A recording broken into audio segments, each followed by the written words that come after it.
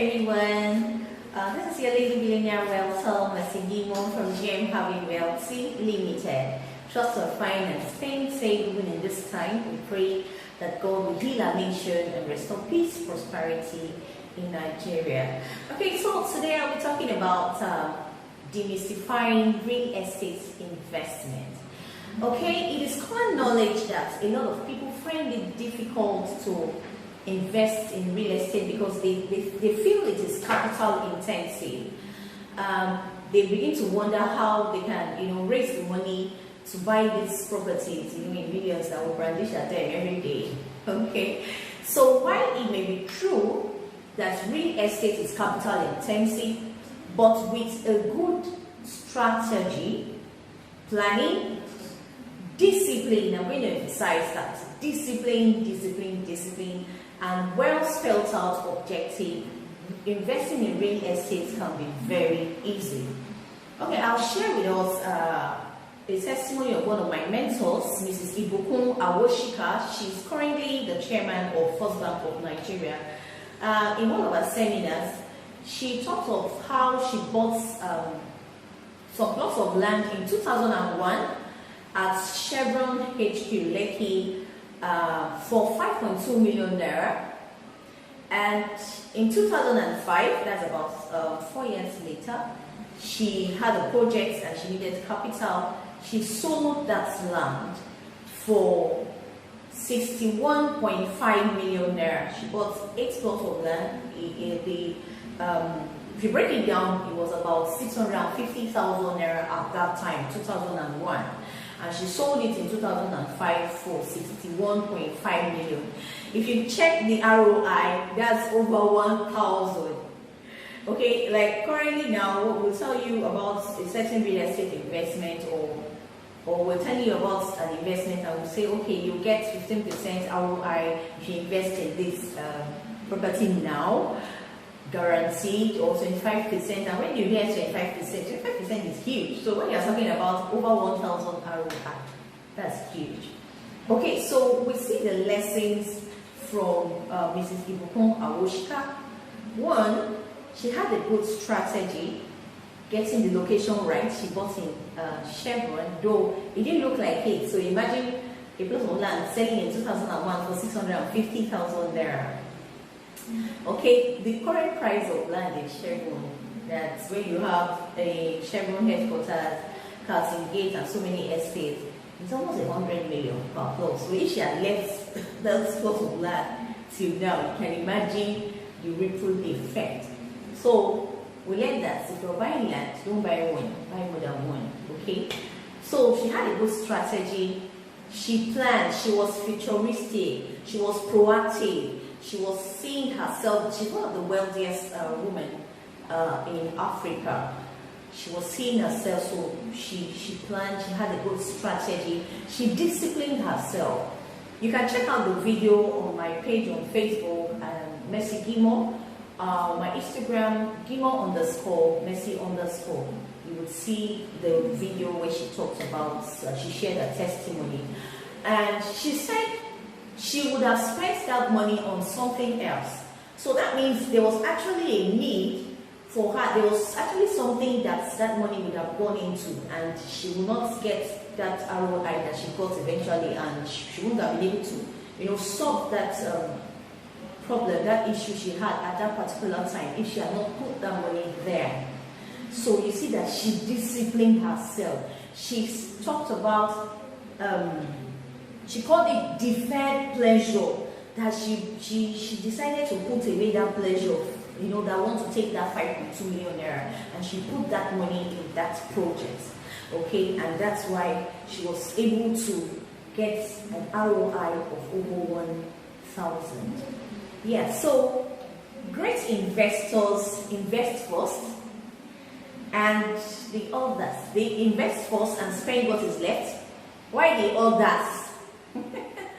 They spend first and plan to invest what is left. If you're on that table, please raise your hand. Okay, so you can never be a successful real estate investor when you spend first and plan to invest what is left. Because you will discover that most times after spending first on those so-called pressing issues, they'll be like, they are very pressing. You find out that you have little or nothing to invest. Some people will tell me, Mercy, this property, I'm expecting, there's the money that I'm expecting, I'd like to buy into this property. So we're not waiting.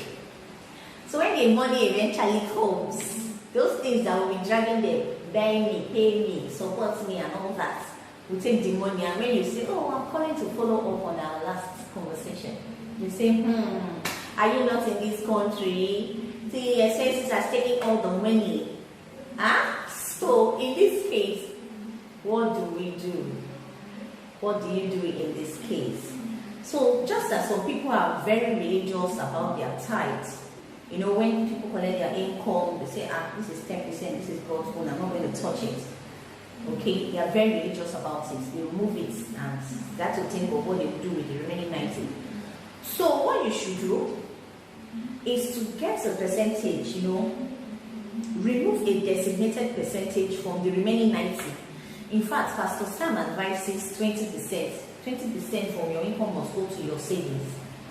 In fact, Bishop Oyedepo, he said they save 70% of the income that comes in and use 30% for other things that will come. Can you beat that? So we can even do more than 20%. Okay, so create a special account for that designated percentage from your income. In fact, start with 20%. When you pay, in fact, open an account for it. Put it there and make a commitment to yourself. You know, remember we said discipline. Make a commitment to yourself that you will not touch that money except you are putting it into a real estate investment project. Okay, so that's how we can work on ourselves. Okay, you know, one thing I'd like us to do is to make a list of our expenses, our daily expenses, our weekly expenses, our monthly expenses, and our yearly expenses, and put side by side what the ROI, by the time you total all those expenses, what the return on whatever you are putting those money on, what does it bring back to you? What would it bring back to you in 5 years time, in 10 years time, in 20 years time? Remember, we've started a new decade. Then you can understand the importance of putting aside a certain amount for investment. So I'll close with this popular story. Every one of us know about it.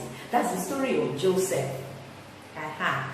Okay, so Pharaoh had a dream and he needed an interpreter, and that was when Joseph came in. And he came in, he told him the dream, and he gave him a solution to the dream. And you know, the solution, the dream was there was going to be 7 years of abundance and 7 years of famine. Okay, you know, every time they tell us they in church, there's a prayer that says you are going to be like Joseph, you are coming out from the prison to the palace, everybody will be shouting amen, and be claiming the blessings.